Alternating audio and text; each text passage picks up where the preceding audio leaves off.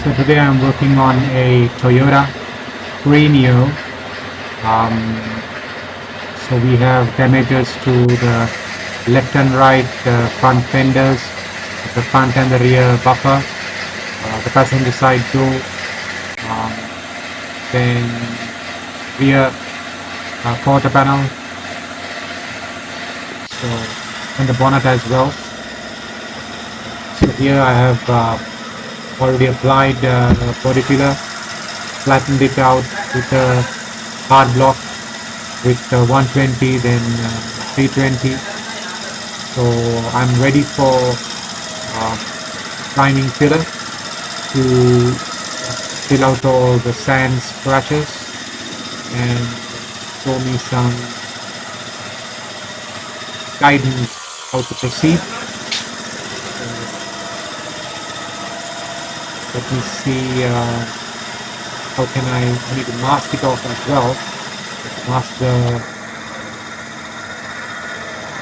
So we are doing masking. Masking is all done. I back mask this.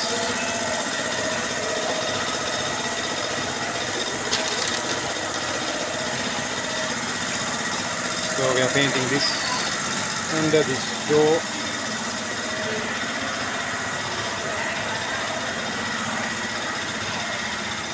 Something new that is popped up. So back mask. Back mask wheel latch. Yeah. Let's put some paper on it.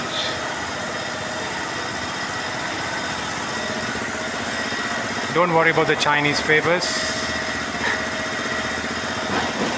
Those are the best papers on a budget. Yeah. So that's it. I'm using the sander to smooth out and remove any sand scratches. Using a sander is with a interface pad is very helpful because it's not that aggressive. I mean, not like you're sanding with your hand. It's it leaves very little sand scratches, and it's very it's a uniform. It leaves a very uniform surface. So I will do some wet sanding. Use 400 to even out the surface. And then we do some water sanding.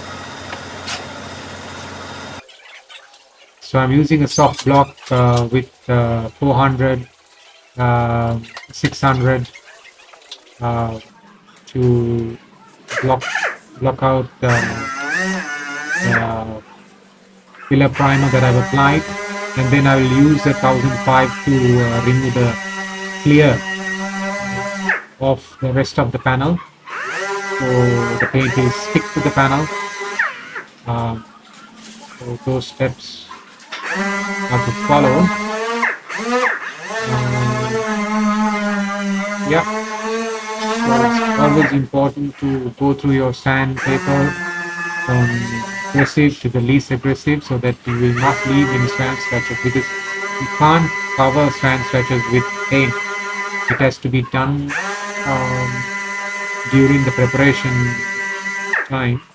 Your prep has to be 100%. Otherwise your paint will be a mess. So I'm going through the vehicle 100 times, 200 times, up and down, touching the panels. I will ask some of my colleagues to come and have a look. Maybe they can pick up something that I missed. So at the end of the day, we have to give quality product to the customer. So more eyes looking at the work is better.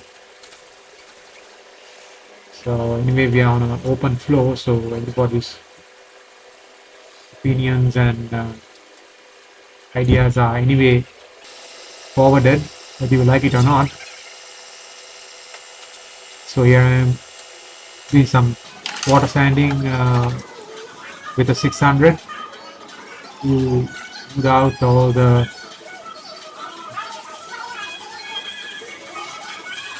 primer so it is ready for paint. If there's any breakthroughs, I will have to reapply. So it will be a 1K primer that will be applying, because this is a 2K priming filler which I'm sanding down. So if there's a breakthrough, I won't be applying a 2K again. I'll be applying a 1K product, because otherwise I have to leave it 24 hours for it to cure, which I don't have time. I'll finish this and move on to the next job. Here the front and the rear buffer is delivered to us by the repair guy. So next step is to prepare the front and the rear buffer for paint. So I speed up the process because it takes a long time to do this. Drying it off, drying the water off. So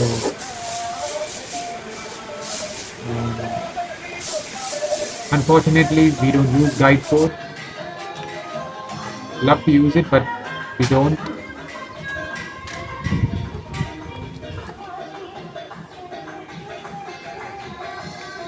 We don't have it at the shop. So here I'm working on the front buffer. So sand it down, all the areas that need to be painted. Flatten out the corners. The corners were redone at the special plastic shop, where they had to put some pieces that those were broken. The customer did not want to go for a new buffer because this is not a insurance repair. It's a personal. Customer is paying out of his pocket. So yep. So I feathered out and in the surface for body filler. We'll use a flexible body filler. Before that, we'll have to spray some plastic primer as well, because there are exposed plastic areas. Yeah, so we'll use this. And it's a decent product, so we spray it on and move along. Yep.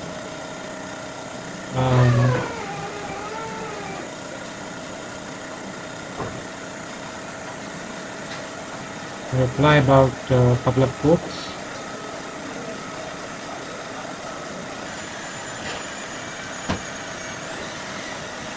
So let's fill up those dents and whatnot.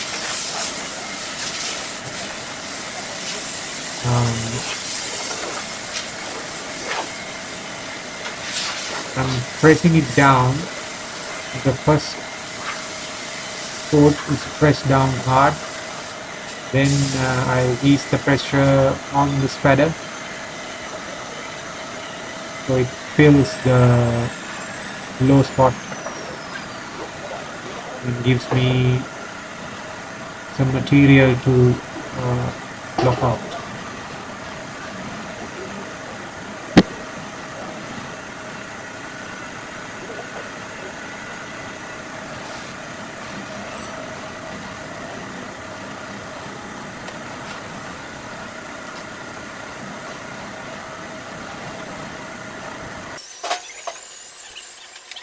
So I'm moving on to until the front bump dries out. I'm going to work on the rear buffer. So I've already washed the thing before I brought it here, so I'm just wiping it off and blowing some air so that it's dry for me to work. Again, I'm using the sander with, I'm not using a very coarse sandpaper, because it is plastic underneath. So here I'm using 220 on the sander just to break into the surface and level it out so that I can have a area where I can fill it up with body filler. I mean, if you use a coarse material to break through into the plastic and to, it would be a mess. It would be like a plastic will be like strings, stringy, which I don't want. So back to the front buffer, dry it out. So I'm using the same 220 or 240 just to break into the body filler, because it make it easy for me to block it out with a small block. So it's all about sanding. Now, sand everything out, see whether there is any low spots or high spots. So if there are any low spots, I will add some more body filler and sand it again. So the process will continue until the surface is satisfactory, and then we go on to a 2K primer.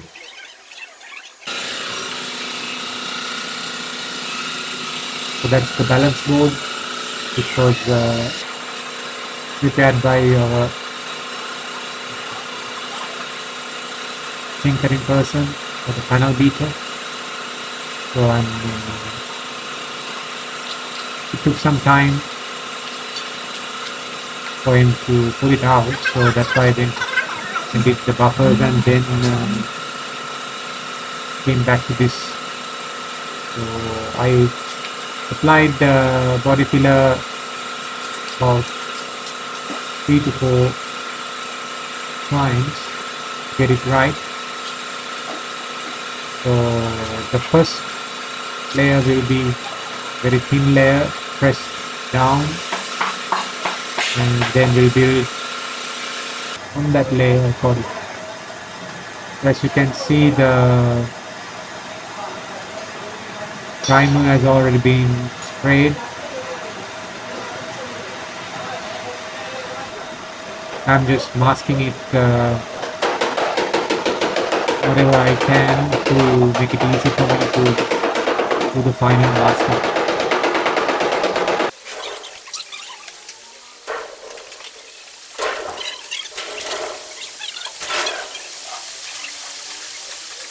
As you can see on the right hand side, that is our new booth which is being constructed. It's a far superior one than what we have right now. So it will be nice to stay in that. So all the masking is done, or more or less done. This is our tinkering person who is fixing the buffer. There are some issues with the clip. It's broken, so we had to improvise, come up with solutions, fill up and stuff. Yeah. All primed up.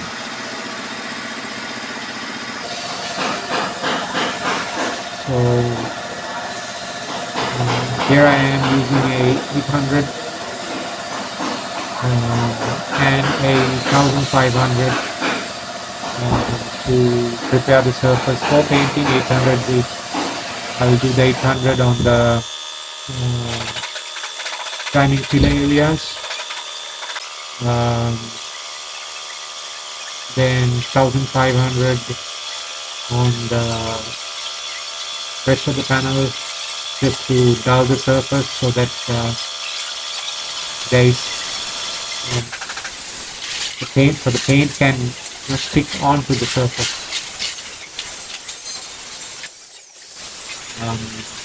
I like to take little bit of the edges of the panels because there is some paint build up on the edges. I mean, any vehicle has it, so I don't want to have more paint building up on the edges. I like to take off the edges a little bit aggressively, but not to break through.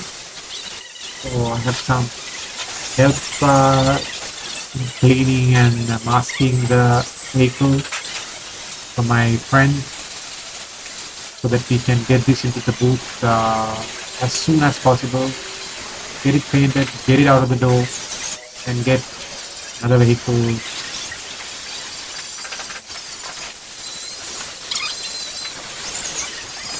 into the workstation.